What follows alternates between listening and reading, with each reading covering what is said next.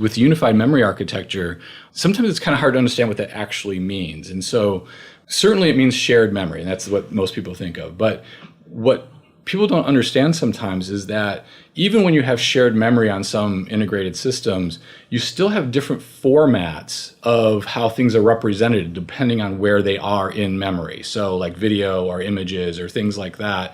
Not everything is just a bitblit of moving memory from point A to point B in most systems. In our unified memory architecture, that is all consistent. When you're working on a CPU task and then a GPU task and moving that around memory, that's all the same memory formats that we architected because we own the whole system. So we can make sure you're not copying, you're always reusing that same memory all the time. So as a developer, stuff that you may have written the same one line of code actually meant the background copy is now actually just handing over a pointer over to a different task. And so you're seeing things that used to feel slow, like boom, all of a sudden that operation happened literally instantly because those things in the background weren't needing to happen. So it's not just an instruction set. It's not like, hey, you had to write these assembly instructions, now write these assembly instructions. The way your software runs is fundamentally different, and it's really exciting. So you're saying we shouldn't be worried about that 16 gigabyte RAM limitation?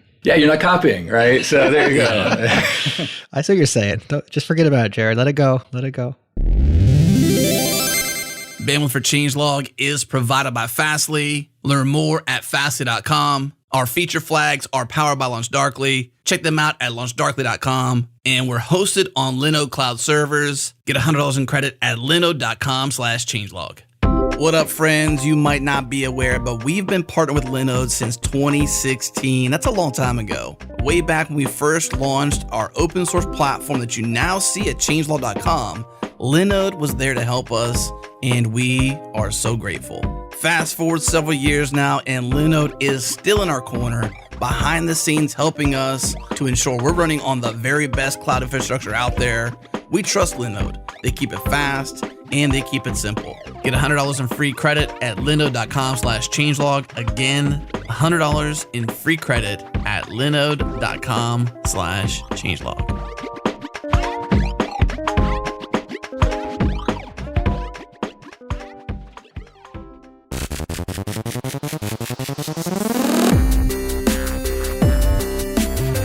Welcome back, everyone. This is the Changelog podcast featuring the hackers, the leaders, and the innovators in the world of software. I'm Adam Stacoviak, editor-in-chief here at Changelog. We have a big show for you today. We're talking about the future of the Mac, coming off of Apple's One More Thing event to launch the Apple M1 chip and M1-powered Macs. We have a two-part show for you. Part one features Tim Triemstra from Apple. Tim is the product marketing manager for developer technologies. He's been at Apple for 15 years. And the team he manages is responsible for developer tools and technologies including Xcode, Swift Playgrounds, the Swift language, and UNIX tools. Part 2 features Ken Case, founder and CEO of the Omni Group, who is well known for their Omni Productivity Suite, including OmniFocus, OmniPlan, OmniGraffle, and OmniOutliner, all of which are developed for iOS and the Mac. Here we go.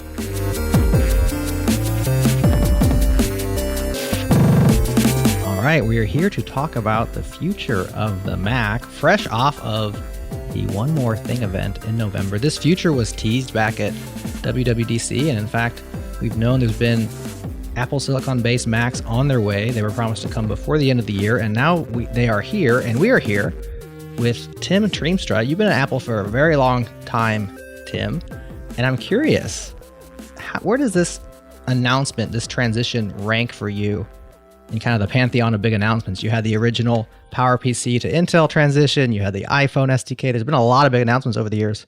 Where does this one rank? It's kind of funny because you look at it both as like the work you have to do and also as somebody that is just a lover of products. And as a lover of products, this one's at the top of my list. I'm a Mac user.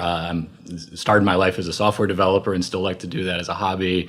And so having the Mac take this enormous jump is just about the most exciting thing that I've dealt with on here. And like you said, there's been a lot over the years. From a technical issue, it's quite a bit easier than most of them have been in certain respects. But just from the general excitement, and I hear the same thing from our developer community, that they just feel like this enormous uplifting about their love for the Mac being like rejuvenated. And so there's a real high level of excitement right now. Yeah, just to give a bit more extension to your background, over a decade at Apple, transitioned to the Intel-based Macs, which is huge. That was the previous gigantic leap forward, as you say in your announcements. Launched the iPhone SDK, the opportunity to launch the App Store, and then obviously Swift in open source, which has been just tremendous as well. So you've got a lot of history behind you in terms of what developers really care about that Apple has done. And that's a big deal, what you've done at Apple. Yeah, it's been a really fun ride, and it's something that I think we learn quite a bit from at each step. It was funny is I think everybody compares this transition to the PowerPC one, and I was lucky enough to be here 15 odd years ago when we did that. And I think it's apt in that it's the Mac and it was an architecture change and such, but in so many ways it's a completely different world than when that happened. For one thing, almost no Mac developers at that time had worked with Intel, so for them it was a fundamentally big shift. They weren't really familiar with it. There was a lot more technical difficulty. There was endianness to deal with. People had been making the 64-bit move recently with PowerPC. Then the Intel was going to be 32-bit initially, so there was some different things going on then. It was just, and bluntly at the time, most people weren't Xcode users. So it was a big tooling change for a lot of people. The thing that's funny that we're having now is a comparison. I actually just talked with Ken Case over at Omni the other day, and his comment was like, it's like coming home. Mac developers very often have been sharing code with iOS for years and years and years already. They're using the same tooling. It almost feels like closing the loop. Like, okay, the one last thing that wasn't totally Apple in my ecosystem is now Apple. And they're just really excited about it. It shows a commitment, and it also makes it so that they just have one less thing to worry about. It's definitely a big commitment and a huge transition, a huge amount of work, and something y'all have been investing in for probably a very long time. Why do this? You said close the loop, get on all of our own stuff. We know that you tout the software hardware integration and the advantages of that. But what was so bad or so problematic with Intel chips and where you were that it was worth this heavy investment? I think a lot of times you want to look at it. I think there's a phrasing I've seen people use, and I use it myself sometimes. Is like, are you running away from something? Or are you running to something? And I think we always run to something. We saw an opportunity to make amazing products. Every time we iterated on our CPUs, we saw what we could do. We saw the integration we could make. And then we were able to do that with the Mac was just an opportunity. We thought we could make really, really good Macs. And I think when people get their hands on these Macs, they'll see exactly why we did. From a developer standpoint, first of all, I think they're going to actually love having these Macs. And then when they do, they're going to want their software to be running at absolutely maximum speed. It was kind of funny is, I knew I was going to talk with you, and we had a lot of my engineer friends have been telling me about, how their experiences with these new Macs are internally. And so I took mine and just kind of on a lark, I took one of my bigger projects and I just hit like Command B clean, Command B clean, Command B clean, like just constantly built on actually it was a MacBook Air, and kept it on my lap, and the thing stayed cool like the whole time. And I must have done like half 100 builds. And so just simple things like that are going to get developers so excited that they're going to see the opportunity. And I really just think it won't even require any convincing. People are just going to be so excited to move to this new platform. Was this example your M1 chip? Just curious. Yeah, that was with an M1 chip. Okay. You said it was a MacBook Pro or a MacBook This Air? Was actually an Air, and Nice. you've seen the statistics on the MacBook Pro, which I think we'll be talking a little bit more about the detail on. But basically, it's this enormous C++ project we benchmark, and it was getting almost 3 times the build performance as far as just the throughput to get the whole build done. But the statistic that Shruti said that I think was almost a little bit missed when I was watching Twitter that I thought was the bigger one was it's about 3 times as fast to compile, but then you got 4 times as many builds on a charge. And you can think a little bit about what that means is that we didn't just throw 3 times the energy to get 3 times the performance out. We actually had to throw less energy through the CPU to get that same performance. So you're actually able to get more work done on that battery charge while still getting your builds faster. So maybe you can settle a bet for us, Tim. Just before the show, we were talking about the new lineup and are they really targeted at developers? And I said, well, surely the MacBook Pro is, even though it's a 13-inch, it's not going to be the most powerful laptop, but it's a Pro. I said the MacBook Air, it's really your most consumer level, entry level laptop. Would you actually say developers, you can do your life, you can do your work on the new MacBook Air? Or would you say go for the higher performance one with the fans and everything else? Well, every developer needs to make their own choice, obviously. And the things with the MacBook Pro is that you've got even longer battery life, and it can get even faster in cases. But like the MacBook Air is an enormous jump versus the previous generation. So I think a lot of times people have to reset what they expect and what they want out of their laptop. There is absolutely no reason you cannot do really serious development on a MacBook Air. I think that's an amazing statement, and I think it's absolutely true.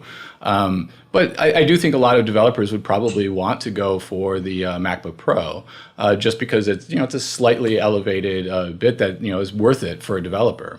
The other major thing that we're hearing from our community and that we're thinking as well, and I think Adam thinks this as well, is we see the new machines. I don't remember jumping ahead here, but let's just jump ahead and do it. And we get excited. And then there's something about the maximum 16 gigabytes of RAM on the new machines. And it's kind of like, how many Chrome tabs can I really run with only 16 gigabytes of RAM? We're used to having much more. And maybe it doesn't matter because of the system on the chip and unified memory stuff. You can speak to some of that. But is this going to be a major holdup? Maybe not for regular consumers, but for software developers and video people and the pro customer that you guys serve?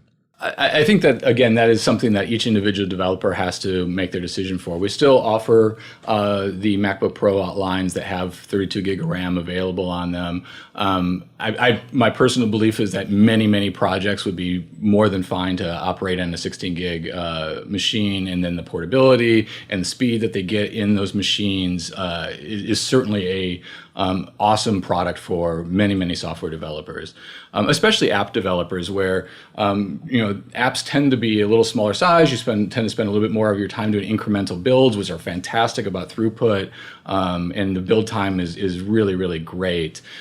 So I really think, like any product, each individual developer has to make the choice. But my experience is that these are fantastic developer machines, and the fact that you get this great portability and really great performance is going to be an enormous benefit to many developers. Mm.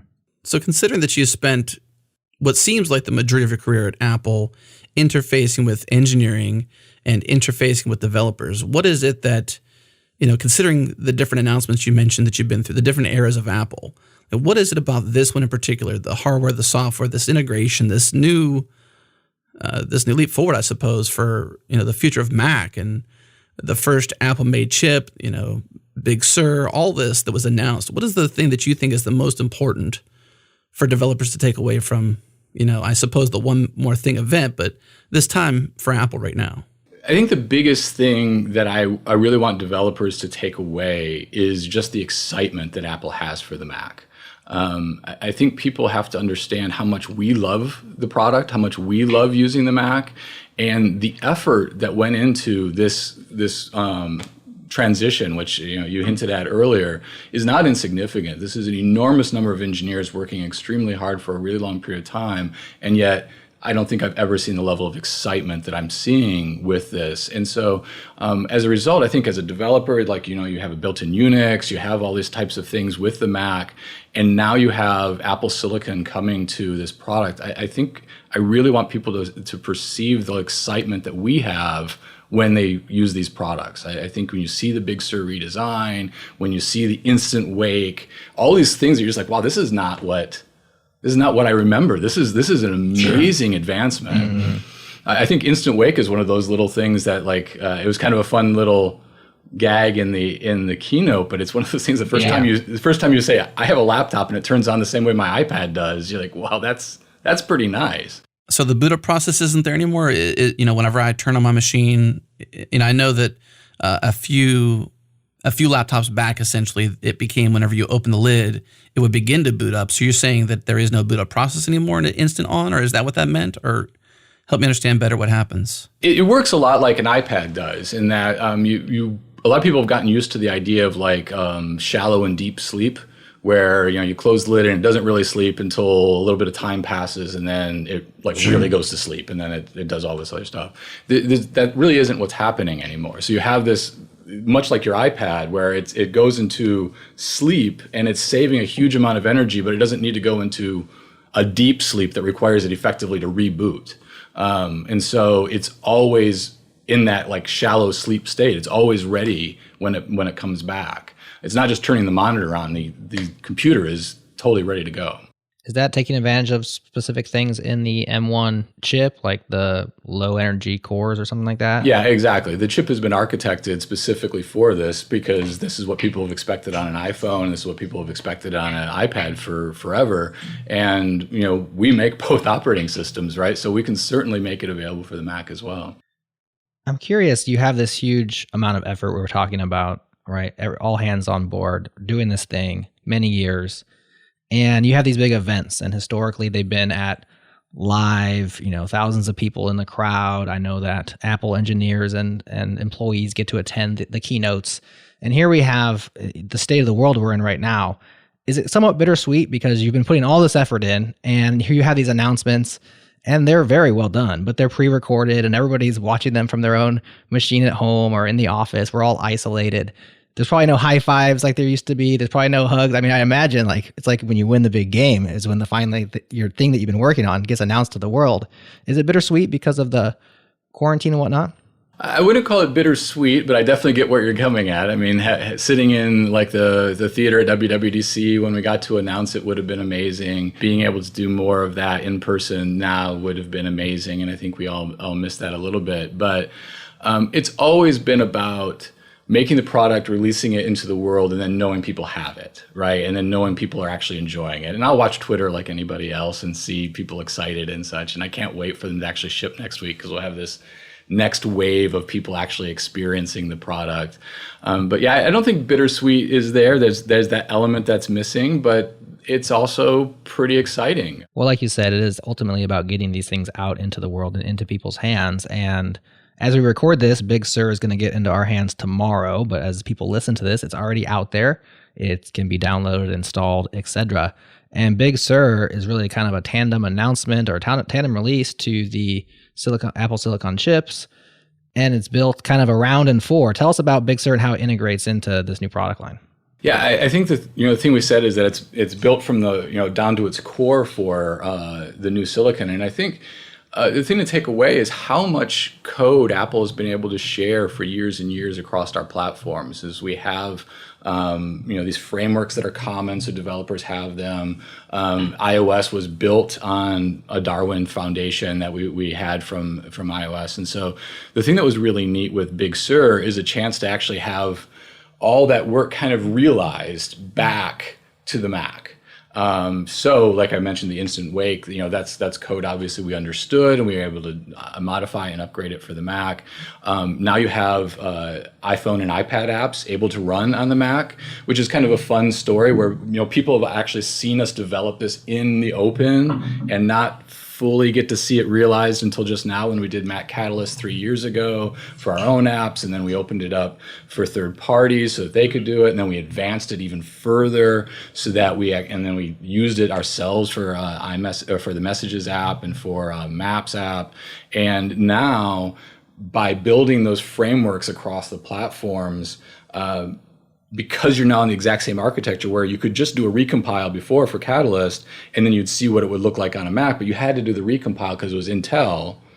It's literally that same framework now running on Apple Silicon, and the result is that the app can run without you doing anything. And so people start to understand, I get what you're doing. And then Big Sur just felt like this culmination of all this work, and with the Apple Silicon where it was, okay, now we have Mac OS 11. We have the next generation of what we think the future of the Mac looks like because of all these technologies coming together.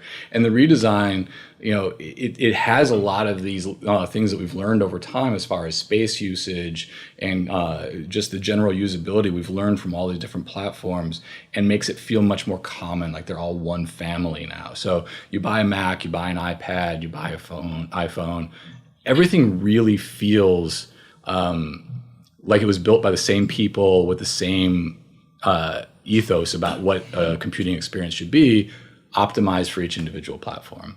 So what about folks who are not on Apple Silicon?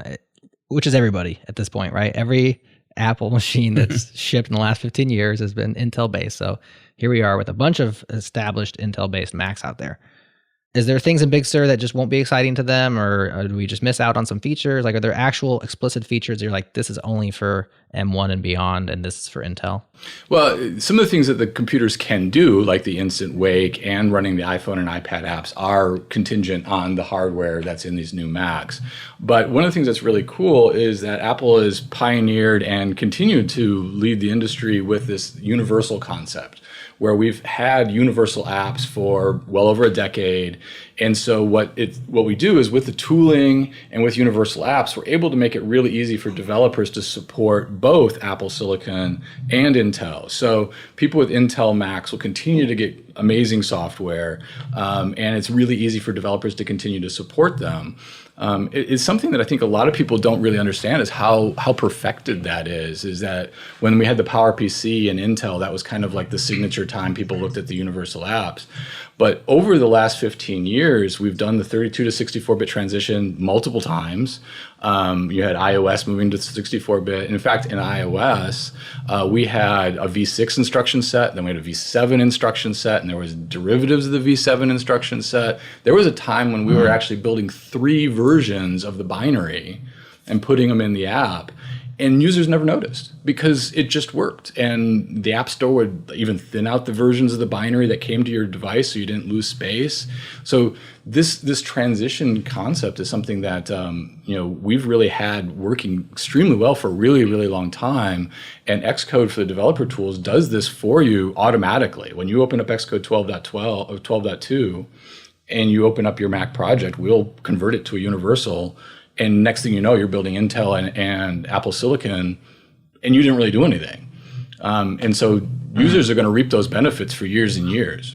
What about folks who aren't inside Xcode, or maybe they have some legacy stuff? Is there going to be some transitions? I know that we saw Adobe, they'll have Photoshop ready early next year. So obviously there's some work they have to do there. Are there major lifts for anybody? I know it's easy. It's the happy path looks pretty happy, like open Xcode, rebuild, you're good to go. But surely there's some hurdles for some folks. Yeah, I mean, every project is a little different. What we generally see is that if people completely own their own code, so they have all the source code, they can rebuild it. Usually within days, they are up and running. I talked with, like I said, some of the developers here recently. Pretty much everybody's told us that's the easiest transition they've had to deal with, and so they're just excited about doing the transition a few days or a week, and they move on. We do understand that some people pull in third-party code, and if that third-party code is just in binary, they have this dependency tree where they wait for that to get done. We introduced new things called XC frameworks that makes it easier for people that do vend third-party code to vend it in multiple platforms, just like a universal app. It's essentially a universal framework that you can ship. So it's become a lot easier to do that. And then there are a few edge case things where people were writing to very specific Intel instructions. There's some floating point math or something like that. Very, very uncommon, but there are a couple people that may have a little bit of assembly language that's using that, and that'll do a little bit of work. But we've worked with big and small developers, and everybody's telling us that this is about the easiest transition they've ever had to deal with. And the fact of the matter is, I think you'll be seeing a lot of software in the App Store that's universal very, very quickly, which will attest to how good it is. I think I saw Visual Studio Code announced that they are already building an Apple Silicon version on their nightlies. They tweeted about that the other day. You saw the Adobe announcement. All the Omni apps will be in the store at launch. Really, it's been an extremely good pickup. What about tooling in the open source world? We got a lot of people in our community asking about, I suppose, the help, the support for open source. One in particular is like Homebrew or other apps like that or projects like that need sort of support or access as opposed to documentation to be able to run on Big Sur. What does Apple do? I suppose now that you're in Swift and you're more at least in line with open source and have that empathy, what internal things have happened or are available to open source developers to prepare for Big Sur? Well, we did work with a number of open source projects to give them access to the DTK unit. So a lot of people have been working on them for a while. There's many homebrew projects that have already been supporting Apple Silicon. You can run homebrew on Apple Silicon. So that is a big hurdle for a lot of people that is already overcome. Obviously, there will be long tails of projects that not all of them are there on day one, but we haven't even shipped Macs yet. So I expect it to come pretty fast. We ourselves contributed to dozens of open source projects with patches. We've got everything from machine learning to databases to all the different things that you would imagine in an open source development stack. We know, for instance, the Mac is incredibly popular with web developers. So the vast majority of the popular web development stacks have already announced or have even produced builds for Apple Silicon. So we think it'll be something that goes pretty quickly. So this is undoubtedly a large change, and called out by the fact that you're going to OS 11 now, right? No longer OS 10. So Big Sur is a very big change, and we can see that reason why, because the underpinnings are like completely different, right? The end user facing features, however, when you look at like the top of the line features that are coming in Big Sur, it looks like a nice operating system update. There's definitely some good stuff in there. It looks more like an evolution than a revolution, except for one thing. The change to run native iOS apps on Mac now, that could be a revolution, right? That could change the game quite a bit. That could change the way the Mac feels over the next couple of years. Have you run a lot of iOS apps, like as you've been building this and been looking at builds, and how does that feel? What does that look like? Yeah, it is going to be, I think, one of the biggest revolutions through this process is that, the iOS, iPad, iPhone App Store has the most vibrant app ecosystem in the world. It's hard to argue that point. And so now the Mac gets to tap into that with hundreds of thousands of new apps available as soon as you crack open your new Mac, which is pretty exciting. Personally, the example I always use, because it's like something I see all day long, is I have a baby monitor camera, and I can now run that app, and it resizes and does all these great things. And so I have a young child, I can watch her sleeping when she's taking a nap and make sure she's okay. And the thing about that is that app vendor made an iOS app. Clearly it makes perfect sense to have it on your phone or an iPad. And that developer, I could totally understand that they didn't have a mindset where they felt that they needed to make a unique Mac app. It's just, most people have a phone or an iPad, so I get it. Like that's their environment. But now, as a Mac user with a Mac that I'm working on, the fact that I can pop that open anytime I want is awesome. Like it's nothing but a huge win for me. And there's games and there's other apps of that nature. Even simple things like setting up an appliance or something like that somebody might make an iOS app for. Like they would probably never make a Mac app for it. But now it's also on your Mac, and how great is it that it's there? So we're really excited about that ecosystem opportunity. We also think with how easy it is to then bring a Mac app over with Catalyst, so you can start adding Mac-specific features, what'll happen is developers will see that there's all these Mac users out there, and they'll say, like, well, they love my app. I can really just check a box in Catalyst and start making a Mac-specific app for those users and make something even better with very Mac-specific features if I want to. And we think a lot of developers that maybe didn't think about it before will have that user base, like, all of a sudden raise their hand and say, I like your app, and they'll make their apps even better for the Mac as time goes on. So the developer doesn't do that. Does it have a strange uncanny valley feel to it? Like, is there no menus? Is there no keyboard shortcuts? And like, does it feel like it's like an iOS app and it just happens to exist here? Maybe as you run the simulator kind of a feel? Or does it feel more native than that? Well, first of all, they all do get a menu bar. So you get hide and you get those types of features, built in, all your task switchers and all that kind of stuff work like you would imagine. It's just a window on your Mac screen. And then one of the things that's kind of fun is that everything about this release feels a little bit like, hey, I've been working on this in secret for a long time. Now you really understand what we're doing. You may have seen that at WWDC this year, we announced that there's new sidebars for iPad. Well, those sidebars look like Mac sidebars with that same exact physical binary when it opens on a Mac. We've been adding multitasking to iPad, which uses this thing called size classes. So you define your user interface, like what if I'm multitasking on an iPad and it's like half the screen size, or it slides over? Well, that makes it so that the windows are resizable when they're on the Mac. So now you've got a resizable app on the Mac, which makes perfect sense on the Mac, and it feels like it's going to scale properly.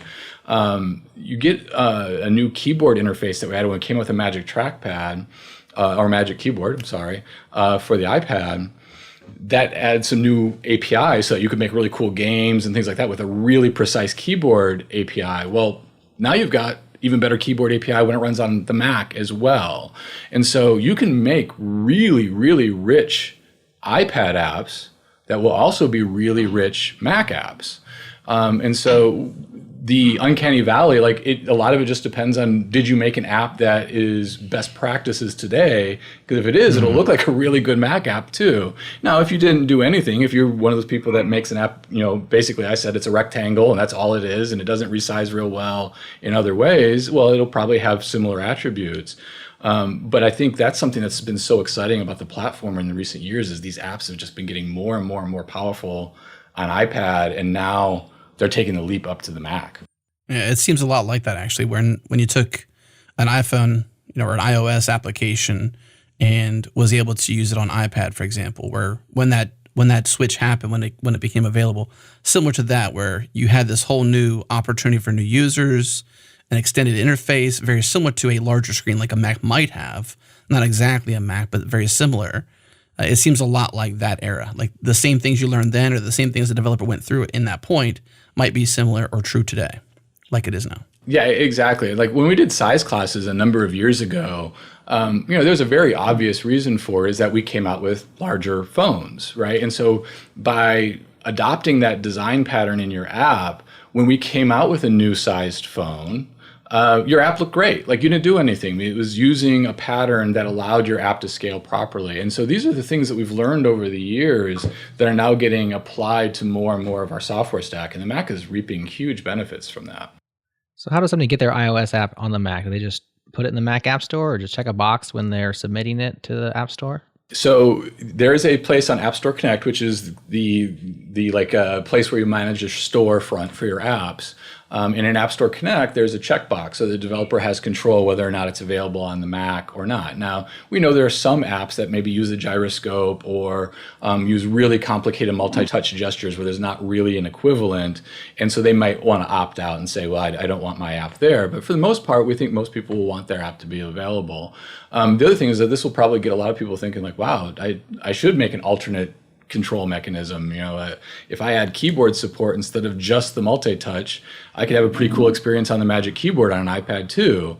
And so we think people will actually start looking at their apps a little differently. But to make it available, it's literally a checkbox. What in particular does M1 offer in this world, this new native app world that's available? Like what in particular about M1 should get developers excited? Well, certainly a lot of the benefits they've seen already on iPhone and iPad are now there. So you've got we talked about a number of the features, but there's a lot of really low level stuff too. So for instance, just some of the number of instructions that are necessary to perform very low level commands are less because we've been able to optimize for the actual silicon for years. So an object retain and release, which is like basically reference counting, can be about 4 or 5 times faster to perform this very common operation of like instantiating and cleaning up objects. That's going to be something that you see on an M1 that at the very lowest level, everything is running a little faster. Some of the other things that you'll see is with unified memory architecture, sometimes it's kind of hard to understand what that actually means. And so certainly it means shared memory, and that's what most people think of. But what people don't understand sometimes is that even when you have shared memory on some integrated systems, you still have different formats of how things are represented depending on where they are in memory. So like video or images or things like that. Not everything is just a bitblit of moving memory from point A to point B in most systems. In our unified memory architecture, that is all consistent. When you're working on a CPU task and then a GPU task and moving that around memory, that's all the same memory formats that we architected because we own the whole system. So we can make sure you're not copying, you're always reusing that same memory all the time. So as a developer, stuff that you may have written the same one line of code actually meant a background copy is now actually just handing over a pointer over to a different task. And so you're seeing things that used to feel slow, like boom, all of a sudden that operation happened literally instantly because those things in the background weren't needing to happen. So it's not just an instruction set. It's not like, hey, you had to write these assembly instructions, now write these assembly instructions. The way your software runs is fundamentally different, and it's really exciting. So you're saying we shouldn't be worried about that 16 gigabyte RAM limitation? Yeah, you're not copying, right? So there you go. I see what you're saying. Just forget about it, Jared. Let it go. We've all been hypothesizing behind the scenes too, like why cap at 16 gigs? And, when you go unified like you're talking about, it seems to make sense because the formats are unified, to keep using the word unified because it's cool. But, when you have that, you have less copying. So the assumption from a layman's perspective, I'm not a chip expert by any means, but I have some logic in me at least. And the logic says if you're not copying as much, you need less. It's good logic. Yeah. Yeah, I'm not the chip expert enough to say I would predict X amount of memory is different or something, but certainly from a performance standpoint, and certainly when you talk about like heap creation and things like that, all those sorts of things that a developer thinks about as far as copies on write and like when do we have protection on this and when is the thread safety, all those kind of things get a little bit easier and a little bit less overhead, and it really does pay off in all these different little places through your software stack. So help me understand how Catalyst fits in. You've mentioned it a couple times, but when we talk about getting the native iOS apps onto the Mac, we talk about the uncanny valley, features for Mac, like does it work with multi-gesture, etc. Let's say I'm your camera operator, iOS developer, and I just have my iPhone app, and it works on Big Sur just fine. But let's say I want to adopt some of those more advanced features, like I want it when you hit Command N, it opens a new window, or whatever it is. Maybe that one already works, but you're with me. Do I need to adopt Catalyst to get in on that action? Or do I can do all that myself? Or do I have to start with Catalyst to have a Catalyst app? I don't really understand how Catalyst fits into the picture for existing apps. I get it for brand new apps. You start a Catalyst-based app and you go.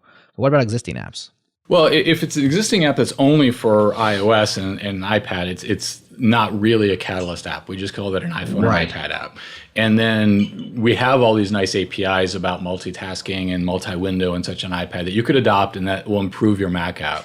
The moment you say, I want to build something that's just for the Mac, at that point, the Mac App Store actually has its own apps, right? So think of it like this, is if you build an iPhone or an iPad app, you check a box, and now it's also available to you on the Mac App Store. In fact, there's a nice little tab that we have that separates the Mac-only apps versus the iPhone and iPad apps that are available.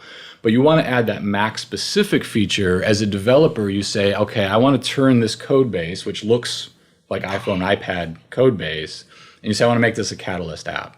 And what that will do is it will literally produce a different app target for the Mac. Now, every line of code didn't change, right? But now you've got your own Mac target where you can start adding new source files, new behaviors. You say that these new source files and these new behaviors are targeted to just that Mac deliverable.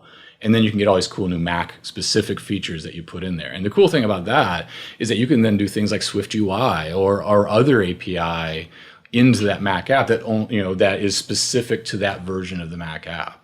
Seems like the video games are going to be the first ones that really take advantage of this, because why not, right? Like I had this awesome game on iPad and it's just like, check this box. As long as it's a traditional iOS style game where it's like a single click, right? Like your tap, tap, tap kind of a game and not a gyroscope kind of a game. You could just put it on the Mac and the Mac's going to have thousands more games in Big Sur than it did before. Yeah, we use the Among Us game as an example through there because it's a really fun game that isn't about incredibly intricate controls. It's really about the social aspect of having this game, and you can really just kind of tap around the world when you're playing it, like go here, and that control mechanism worked great on the Mac, and that's absolutely a game that people like. I mean, the game is going crazy. I mean, people are really absolutely loving that game, but now putting it on your Mac, that just means that it's one less device that you have to say, oh, I'm going to switch over to my iPad to play this game. I can sit here on my Mac and keep playing. I just would love to convey how much, we are all super excited about what this is. This is a multi-year effort that we're finally getting to reveal to the world. And, I'm just really excited about next week when we start getting all the reviews and everything, when people actually get the hardware in their hands, because it's funny when you see hardware announcement, you see this is 20% faster and this is 30% faster, and people get really excited about that. And you don't usually see 20, 30% faster all that often year after year. And I almost feel like people didn't fully understand that we said 3x, 11x. Like that's hard to comprehend until you actually use it. And I'm just super duper excited that people will soon be able to actually experience that and see something that is literally 3 times as fast to compile, what that means to their lives. What's up, friends? Have you ever seen a problem and thought to yourself, I bet I could do that better? Our friends at Equinix agree. Equinix is the world's digital infrastructure company, and they've been connecting and powering the digital world for over 20 years now. They just launched a new product called Equinix Metal. It's built from the ground up to empower developers with low latency, high performance infrastructure anywhere. We'd love for you to try it out and give them your feedback. Visit info.equinixmetal.com/changelog to get $500 in free credit to play with, plus a rad t-shirt. Again, info.equinixmetal.com/changelog, get $500 in free credit. Equinix Metal, build freely.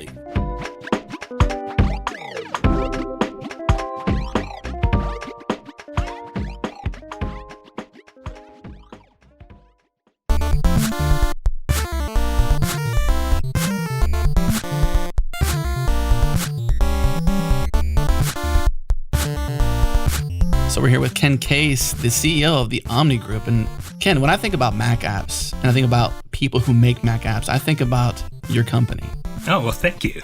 The indie Mac dev is still alive, still kicking, still creating and making awesome apps. And when I think about someone who's in that space, it's definitely you. Now, I will admit, I didn't know Ken Case. I knew the Omni Group. Sure. So that's there's great. at least that. That works. Tell us about your company, what you've been doing, and like your desire for the Mac platform. Sure. Well, a little bit about our company. We, as you've already mentioned, we've been on the Mac quite a long time. A long time. We actually started on the Next platform. And maybe I should first mention what we do. We build productivity apps. At least that's what we focus on now over the last 20 years or so. But in the past, 30 years ago, our goal was just to try to help this platform succeed. The Next platform, we were really inspired by all of the technologies that went into it. And we loved programming for it and we wanted to see it succeed. So we did everything we could, from consulting contracts to building a web browser to porting games, to try to help that platform succeed. And when Next was acquired by Apple, of course, then that passion translated into our passion from the Mac and Mac OS X. Right. That's a long time you've been involved with Apple then. So far back that like you have similar roots, the same roots, because you grew together, basically. Yeah, we know. I guess we've been involved in a lot of the history from at least one side of the equation. There were all these teams that were on the Apple side of it that we had to meet and learn about, things like QuickTime back in 20 years ago. But yeah, it's been an exciting set of transitions. Yeah, so this is a big one, but it's not the first one you've been through. The big one I mentioned with Tim on the other part of the call was the switch to Intel, but that wasn't even your first transition. That was your second transition, right? I mean, you've been doing this a few times, so this is not your second rodeo. It's like your third rodeo when it comes to Mac transitions. Is that fair to say? Yeah, I think that's fair to say. I've been thinking back on transitions, and the 80s were full of a bunch of transitions, right? Like it was a crazy time where we had 6502 CPUs on one end with 8-bit processors. And then we had things like I was involved in working with a cyber mainframe on the other end that had like 60 bits, which, we hadn't even standardized on ASCII yet or on how many bits were in a byte right. or in a word. The Wild Wild West back then. Still trying to figure it out, right? Still trying to figure out what a platform looked like. Yeah. So when we settled down and decided, well, the Next platform is what we wanted to do. This is after having explored, maybe 20 other platforms, from the Apollo to the SGI, all of these crazy different things that were going on in the 80s. And in the 90s, things started settling down quite a bit. And we saw Windows really start to dominate on the work desktops. Right. And we saw the Mac dominating a lot, I think, on the creative side of things. Right. And you have a whole suite of these productivity tools. Probably millions of lines of code at this point. I mean, do you know how many lines of code you are in charge of, roughly? I do not know that I could start a word count in the background while we continue this conversation. I think it's safe to say millions, right? I would say maybe roughly more like 1 million. We do try to prune the code from time to time and clean out the old code that can now be written in more efficient ways. Right. But yeah, maybe I should mention, so the products that we have now are OmniPlan, which is project management. It's like building a timeline of things. Mm-hmm. OmniFocus, which is more like executing on that timeline. So it's keeping track of your own tasks and doing something. We have OmniOutliner, which lets you break ideas down into an outline of thoughts and so on. And then we have OmniGraffle, which I think is one of the apps that we're probably best known for, which is our visual diagramming application. Absolutely. I mean, I can remember back, it's been a bit since I've done one of these, so it's not sort of aging myself to some degree, but I can remember the first time I'd like laid out a workflow for an application. And every time I did it, since then, it's been through OmniGraffle, laying out how things work, different flows, different workflows. Like if it hadn't been for OmniGraffle, and I suppose even more than that, like the love for developers and the love for the Mac platform, because that's really what it was. It was like, this is a day, I could say this is probably like 10 years ago, where the desire was high on that side. Like the design function, the look, the feel of a Mac app was clear. Like building a native or even a company around building Mac apps was very much a cool thing. And it still is to these days, but like this was like early days. So it was like new cool. And had been a huge fan of OmniGraffle and the apps you guys have created. So, well, thank you. Old school user.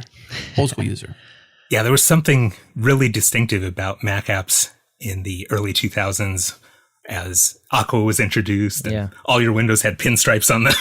Some of those things fell by the wayside over time. Yeah. Styles changed.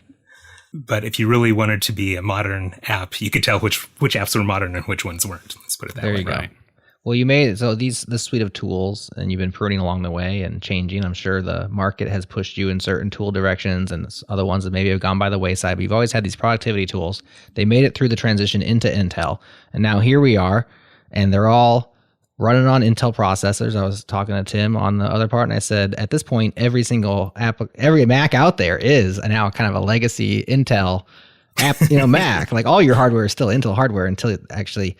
Now they've been shipping some stuff out, so starting to change that. But what does this transition look like for your team? Like, what does Omni had to do to prepare? Because all of your apps are now ready to be native M1 powered, right? Big Sur apps. They're all ready for this transition. So what all went into that? Sure. Well, so you asked earlier, what's different about this transition than earlier? Yeah. Some of those earlier transitions, like from M68K to PowerPC or from PowerPC to Intel, we were really going to a platform that we hadn't been on before.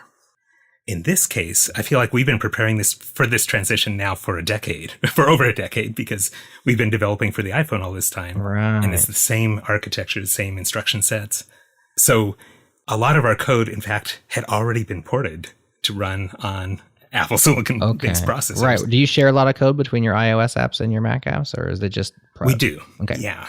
All of our model code, we try to share as much as possible. And even some of our drawing code, the drawing code that can be platform independent, like core graphics based, we try to share that code as much as possible. Obviously, we don't share the top level interface code, or at least we hadn't until the advent of Swift UI, which now we're starting to do that as well. So yeah, it's been in many ways, this transition was easier than any of those earlier ones, because we already knew what we were building for. We were using the exact same tools. We didn't have to learn a new processor. In fact, we could just take the code, rebuild it, and run it. Start doing some testing, make sure. It's just as easy as that, huh? And to that point, your blog post announcing the Omni Productivity Suite being available for M1 and macOS Big Sur was out 2 days after the announcement. So I'm not sure if that was intended because you have access, or if it was just that easy, or maybe just both. But definitely right off the announcement, 2 days later, announcing the support of M1 and macOS Big Sur. Yeah, well, in fact, we had our apps built and ready to try testing before we had any hardware to test on. Let's put it that way. So even the DTK systems that were shipped out to developers this summer, before we had access to a DTK, we had a build that was ready to test on it, and we were just waiting for DTK to arrive. So you were moving faster than Apple then. Ready to Sometimes we can do that. Yeah. Or at least in one narrow area. Right. Well, I think it less to their dismay, but more to their credit that they can allow developers on the Mac platform to predict kind of where they're going because of iOS and iPadOS, all these things, like because of their work on the different chips that sort of determine where they're going to go. So you can sort of predict and plan ahead because of that. Yeah, sometimes some of the moves that Apple makes are a lot more clear in retrospect than they were when they were happening. Yeah. Like one of the examples that comes to mind is when Apple announced that they were working on WebKit, they had Safari, and that their priority was to, more than being correct about what rendering a web page, they wanted to make sure that they never regressed in performance at all. And at the time I was thinking, well, that seems kind of crazy. What if you left out an important function like, I don't know, bold or whatever? Right. And introducing bold is going to make the web browser slower, but you need it to be correct, right? All of that seemed clear to me and crazy until they announced the iPhone. And now it was really clear why they needed something that could not regress in performance, right? It needed to be able to perform well on that device, or there was no reason to have it at all. Yeah, really. In retrospect, in this case, though, they showed their cards, right? Like WWDC, they announced we're gonna, this is a thing. This is gonna be a thing. There's gonna be some, and they give us tools, which was pretty big, I assume, to get you ready. Yeah, we couldn't have done it without having a version of Xcode that could build now Mac apps for the new hardware, and so that was a big piece of getting ready. We could kind of guess. Seeing the writing on the wall, I guess, over the last decade, as we saw the trajectory of how Apple's CPUs were increasing their performance over time compared to what was happening with the Intel CPUs that were in the Macs. Right. Mm-hmm. We got some hindsight, too. When we were on the call with Tim, we didn't have much hindsight. So in terms of hindsight, I mean, there's definitely been some delivery of M1-powered Macs in the hands of reviewers and enthusiasts, reviewers out YouTubers. there. And one in particular is Rene Ritchie. He had done several different benchmarks that were well known to be describing. Now, obviously, this is, paper specs, but it definitely, like the M1 processor in these machines was just blowing the whatever's off of Intel. Out of water. Yeah. Yeah. I mean, like it's just, and even, when you compare the Mac Mini to the MacBook Air or the MacBook Pro, like they all perform very similar. Similarly, more better than, Intel processors. But having been, I suppose, down this road quite a while, what is your perspective, I suppose, on Intel Power Macs and M1 Power Macs? Not so much in terms of like, oh, they're bad or good, but just the fact that, like, what was the limitations that Intel put? Because one thing I understand with the M1 powered Macs and this chip is that Apple can design a chip that is specific to their machine rather than an Intel chip, which is amazing, I'm sure, in many regards, but not laser focused on what they're trying to achieve with a Mac Mini or a MacBook Air or a MacBook Pro. Like, that's the difference there is an Intel chip that's sort of like general purpose that anybody could use to make a computer, whereas M1 is the beginning of a long future of chips that Apple will make to make amazing machines that only Apple can make. Yeah, I think you're absolutely right. There, and it happens at several different layers in the silicon that happens here. Right, we have Apple has built this processor now that handles things like retain and release much more quickly than an Intel processor can. And that part of the reason they can do this is because they know what software is being built for their hardware. Mm-hmm. They can measure it, they can track it, and then they can say, well, let's make that thing, which is taking some percentage of every app's time. Let's just optimize that as much as we can so that because we know it'll benefit every customer and every app. Mm-hmm. And so they can make that sort of optimization directly there in the hardware they control. And so that's certainly one place where we see a big benefit. And Intel wouldn't necessarily do that because they're not optimizing for Objective-C and Swift. They're optimizing for whatever workloads they're optimizing for, or maybe not optimizing for a specific workload. They're generalizing, the general thing. Right. Yeah. And then, of course, the system on a chip that we have here is not just about the central cores and the instruction sets, but it's also about what the memory management looks like, and having this now, the unified memory, which lets you share memory between different, like the video core and the CPU and so on, means that you save a lot of time that was previously going to copying that memory around into its own sort of local space. And that's another place that, because Apple is designing the whole system top to bottom, they can make some huge performance improvements. A lot of the software you create too is very visual. You got a lot of graphical type software in terms of animations of movement and creating lists and combining lists and unfurling and graffling, to use the product name in my adjectives.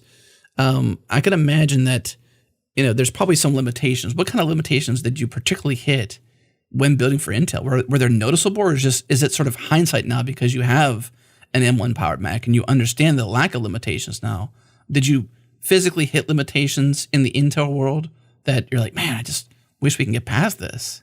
Well, to be clear, we were actually pretty excited to move to the Intel world in the first place because Intel at that time had the leading performance. Right. Sure. And so when we did the transition from PowerPC to Intel, I mean, yes, that system had to coordinate things from a lot more vendors and so on than when Apple was building PowerPC. But even the PowerPC was not just Apple; it was Apple and IBM, and there were compromises along the whole way. I feel like, yes, in retrospect, now it's easier to see those compromises as the compromises they were, and what we see now is really an incredible system that is designed for the workload that it's trying to do. It's a lot more like, to go back to the 80s again, like the Atari 800, which had a tiny 6502 CPU in it, but it could you could play some amazing games on it because it also had a sound processor that was dedicated just to spitting out certain types of sounds, and it had a graphics processor and chip, and another one that was the raster processor. And all of this system was designed to coordinate together to give you something that was much that was very advanced compared to other things that were just using the same processor, that same 6502. And what we see now with Apple Silicon is a similar sort of transition where having these different things working together, from the GPU units to the machine learning units, the high efficiency cores and the both sets of cores, right? Those that perform strongly and those that use less energy, that you can really build an incredible system that is more than the sum of its parts.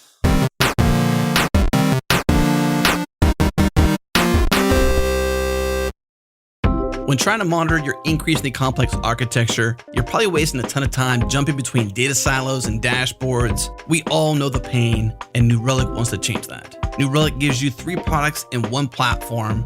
First, you bring all your data from any source into the telemetry data platform. It's a schemaless time series database, so it runs super fast, and it's fully managed, which means you don't have to lift a finger to scale it. You analyze and visualize that data in full stack observability, which has all the capabilities you need for monitoring and troubleshooting. You can follow an issue from metrics to events to traces to logs in a few clicks. Yep, only one place to go for troubleshooting. Then you can make it even easier with automated detection and incident intelligence.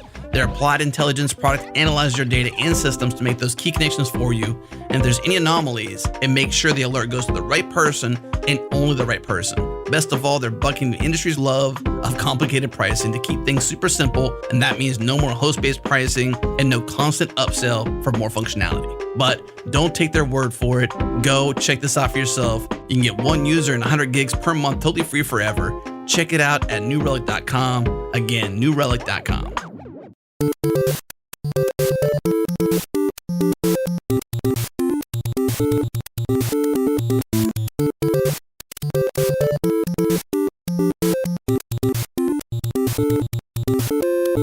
So take us back to when you had it all ready to go. You had the Xcode software tooling, right? You had it rebuilt for ARM and for Apple Silicon, and you're waiting for the hardware at that point, right? You still aren't sure, like, is this going to be like evolutionary, is this going to be a step improvement, right? Are we going to see like marginal improvements? Are we going to see massive improvements? And then you finally get some hardware, and you can actually run all your Omni suite of tools on Apple Silicon. Is it, I mean, in your blog post, you talk about silky smooth and you can drag things, and like, was it noticeably different? Like 2 machines side by side, maybe like the previous generation MacBook Pro 13-inch and then like this one.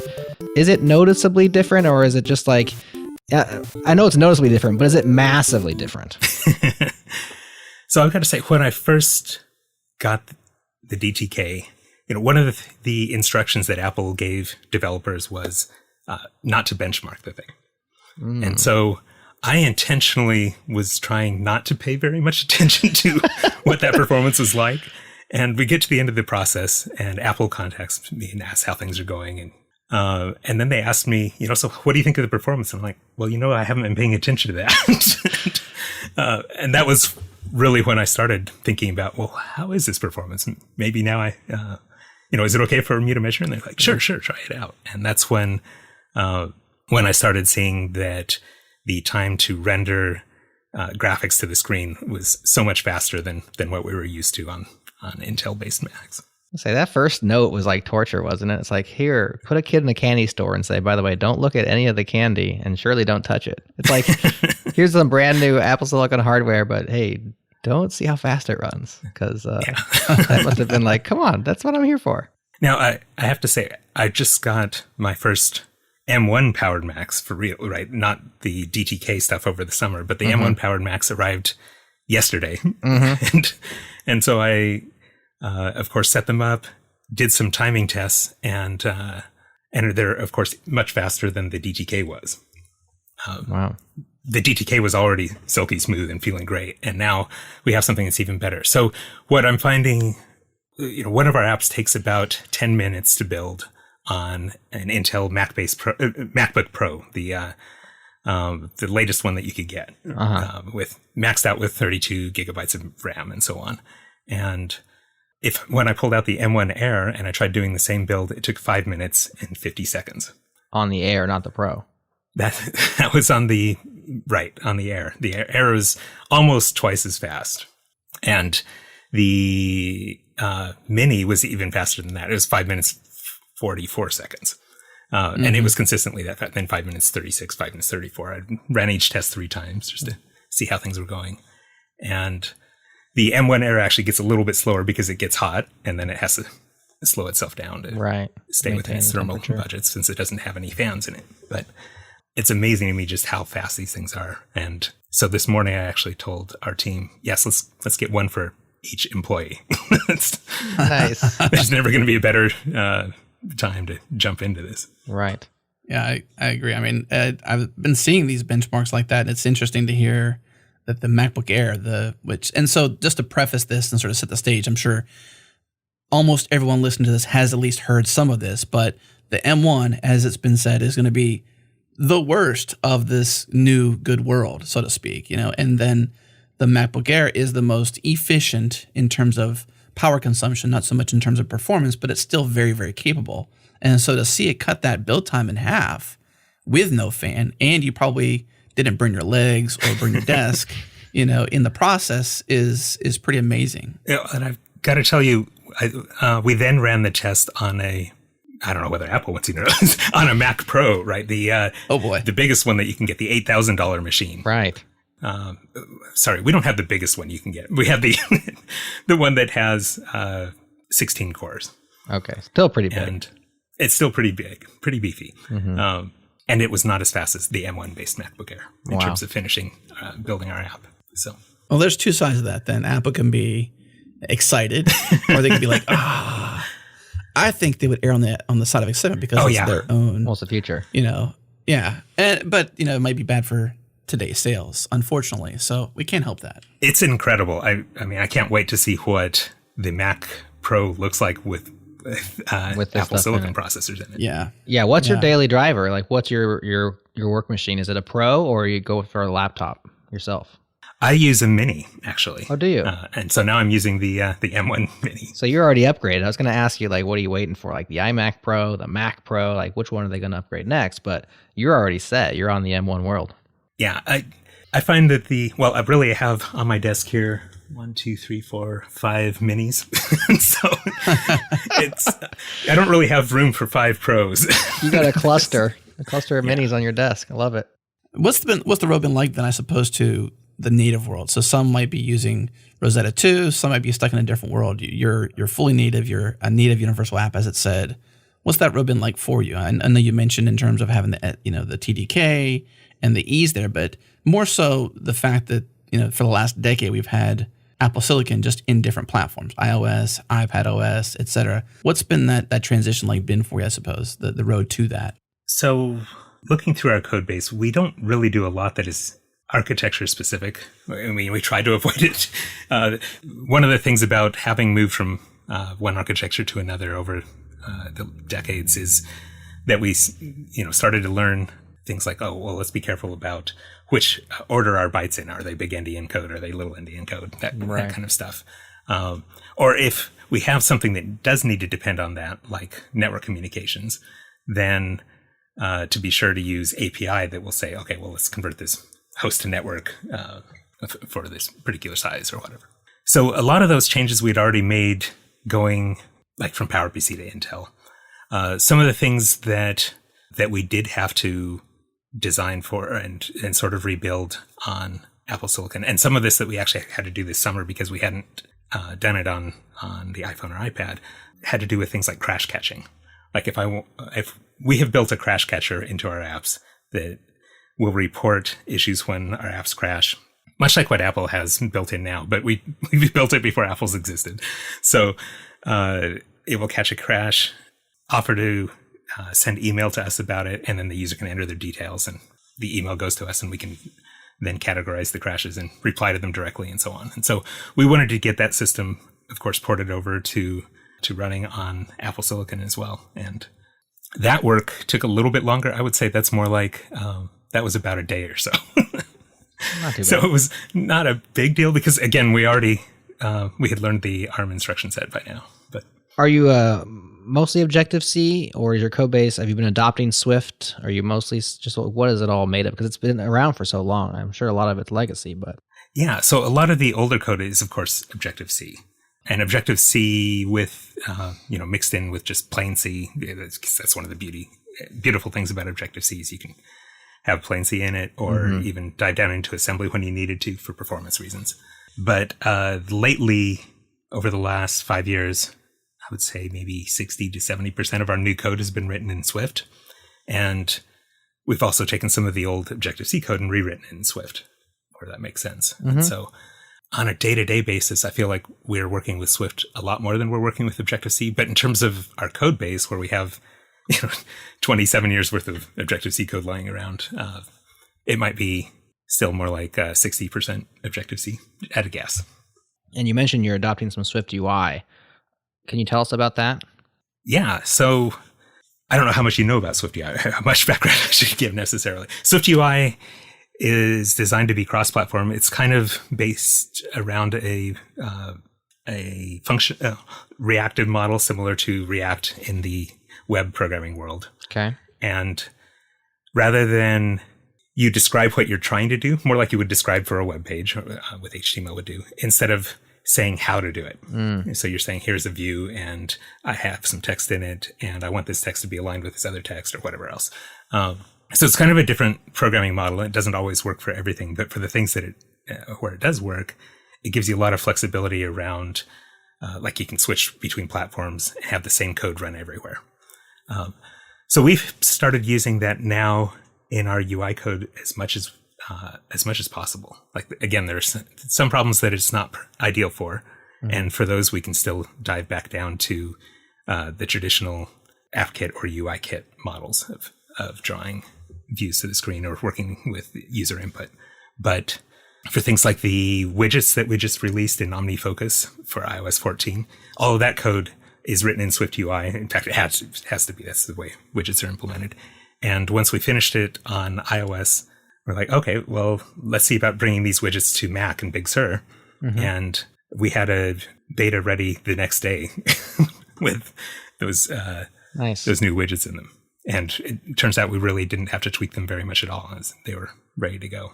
So that's been an encouraging sign. And we've been rebuilding things like the outline in OmniFocus, the outline of tasks, using Swift UI so that we can have a real live editing outline instead of a model where you select something and then have an inspector where you're doing the editing separately. And so at the moment, we've been sort of redesigning and rebuilding OmniFocus and OmniGraffle using these new Swift UI components, and looking forward to having much more powerful versions of our apps on the iPad and iPhone as a result. It's very cool stuff. So if you look down the road a bit, where do you think this goes? I mean, you're in the scene, right? You're in the developer scene of Mac software, and you've been doing this a long time, and you see like, okay, M1, so we can all at least project and say there's probably going to be an M2. But like, what does the future look like in your eyes of this M-powered Macintosh world, the Macs, and how does that play into Omni Group's software and really the future of your business? I'm sure they're tightly aligned, so it looks bright, but I'm curious what your perspective is on these things. Sure. So in the 90s, we had gotten pretty spoiled by what's referred to as Moore's Law, right? Where every year everything was getting faster. Like every 2 years, speeds were tending to double. It's about the rate that we were going.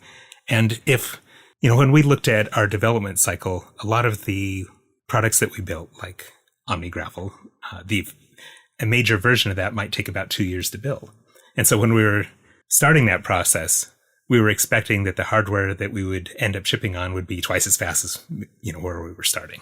And obviously, we have to be careful. We want to run on existing shipping hardware as well. But there are things that you can plan to do that are possible on faster hardware, like better animations and so on, or adopting some of the stuff that you mentioned earlier about our look and feel matching the platform really well.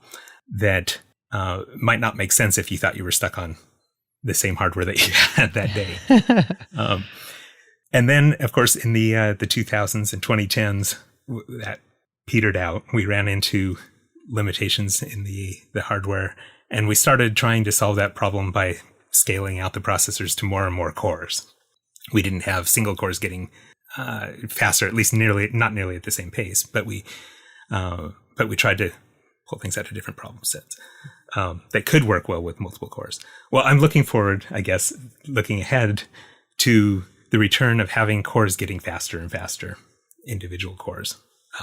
I'm looking forward to knowing that we can build some things and that maybe today's hardware isn't capable of, but next year's will be. I like that. Bringing Moore's Law back. Bring it back to us. I mean, I have to think at some point we'll run into another limit. Yeah. But it's nice to have those limits relaxed for a bit. And certainly, I didn't expect that we would get processors that are as fast as these are right now. So yeah. It's amazing. Yeah. That's actually my next question, but you sort of answered it, was your excitement level. Having been, since the next years, forever essentially in terms of Apple's history, how excited you are for the speed at which this CPU is, this system on a chip, for the new Mac. Like, I'm blown away by how fast they are. Like, you heard the benchmarks, you heard the mentions during the keynotes, but seeing is believing. We said that with Tim, even, that seeing is going to be believing in terms of like actually having them in our hands, testing them out. I don't actually own one yet, so I haven't tested it, but I'm basing it on people I know and trust in the industry who do this day to day. Right. So, I mean, this has got to be blowing you away in terms of like its speed. It's absolutely so fast. Yeah, I was skeptical too as I watched, for example, I saw the same video from Rene Ritchie that you mentioned earlier, and like, okay, it works well for those benchmarks. That's great. I wonder how it does in Xcode for real. Like, let's get down to it. And so that's why I ran those tests last night. Yeah. I'm like, what, really? No. Okay, I've got to try this 3 times and not just once. Make sure it's not a fluke. And yeah, I'm blown away by how impressive these processors are already. And as you noted, this is the slowest set of Mac Apple Silicon processors that we're ever going to get. This is the first generation. And so I'm looking forward to seeing what happens with, say, if there's an M1X or an M1Z or and then of course M2, M3. Right. What does the next decade look like? Certainly the last decade has had a proven history that's been amazing with the iPad performance and iPhone performance. What do you think you'll do with the time you get back?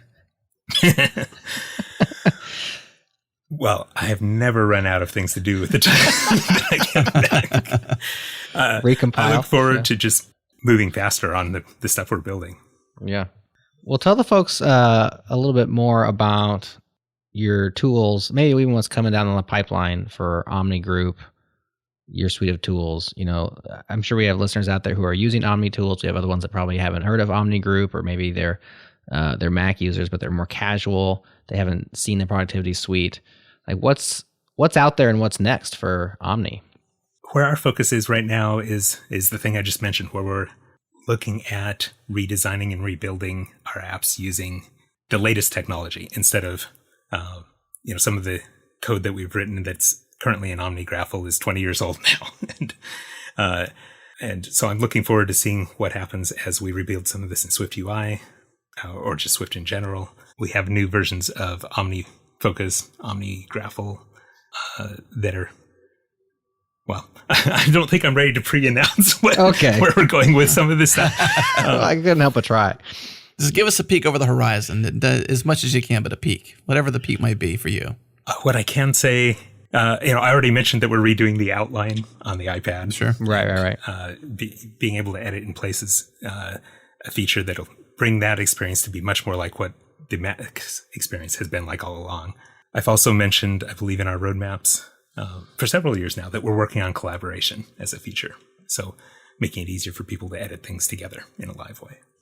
Well, they certainly have given you a reason to get rid of legacy code, which is often an angst, right? Do you want to get rid of it and delete it? Well, it serves its purpose, but if it ages out eventually, or new hardware / new software makes it somewhat obsolete, or better, maybe not obsolete where it doesn't work, but more like it'd be better if you did. Mm-hmm. It'll certainly give you a reason to rewrite legacy stuff. Yeah, just going through and rebuilding all of the inspectors, for example, that's one of the projects that we're working on right now. And it gives us the opportunity to rethink some of the decisions we made, a decade ago. And based on the experience that we've had since then and the feedback that we've had from customers, we can think of much better ways to build it this time. So, yeah, very cool. Ken, is there anything we haven't asked you that you want to make sure we mention before we let you go? Anything we didn't ask you that you're like, oh man, can you please ask me about that? No, I really appreciate your taking the time to talk with me. Yeah. It's a great conversation. We wanted a Mac app developer's perspective on what Apple has done, and we appreciate you sharing that time to do it for us. Thank you. Thank you. That's it for this episode of the Changelog. Thank you for tuning in. If you haven't heard yet, we have launched Changelog Plus. It is our membership program that lets you get closer to the metal, remove the ads, make them disappear, as we say, and enjoy supporting us. It's the best way to directly support this show and our other podcasts here on changelog.com. And if you've never been to changelog.com, you should go there now. Again, join Changelog Plus to directly support our work and make the ads disappear. Check it out at changelog.com/plus. Of course, huge thanks to our partners who get it, Fastly, Linode, and Rollbar. Also, thanks to Breakmaster Cylinder for making all of our beats. And thank you to you for listening. We appreciate you. That's it for this week. We'll see you next week.